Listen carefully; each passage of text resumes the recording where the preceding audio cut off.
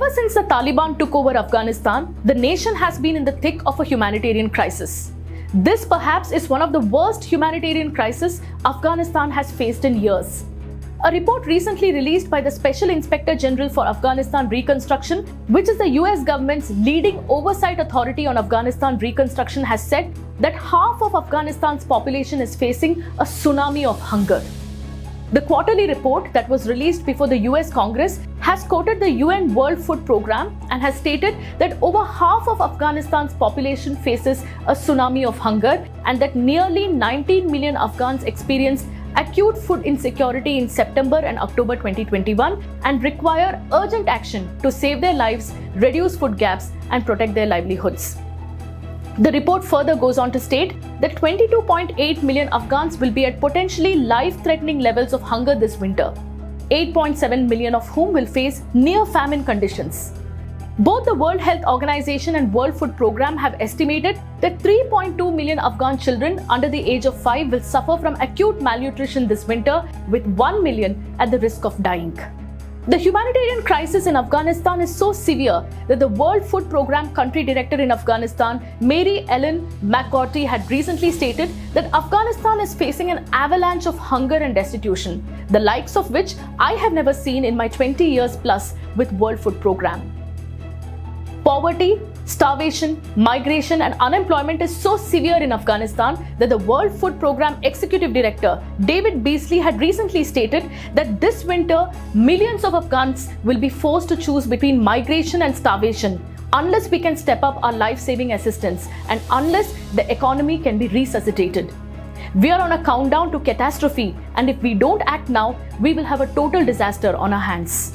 The UN Under-Secretary General for Humanitarian Affairs and Emergency Relief Coordinator Martin Griffiths has said that Afghanistan's economy is now in free fall, and if we don't act decisively and with compassion, I fear this fall will pull the entire population with it.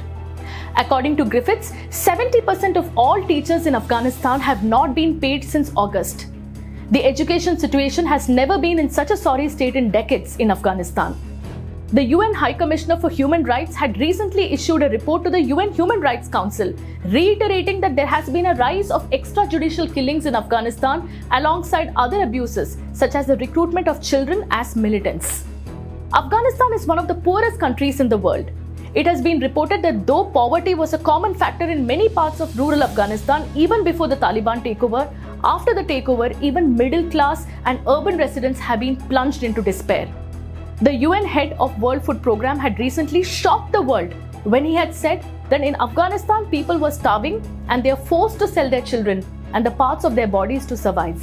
Afghanistan was already one of the poorest countries in the world with 20 years at least of conflict with the Taliban, and now what we're facing is catastrophic. The number of people that literally are knocking on starvation's door is 23 million people out of 40 million people.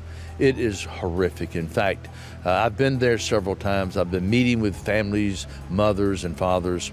In fact, one mother was telling me how she had to sell her daughter to get food for her family in the hopes that her daughter could be well fed by another family.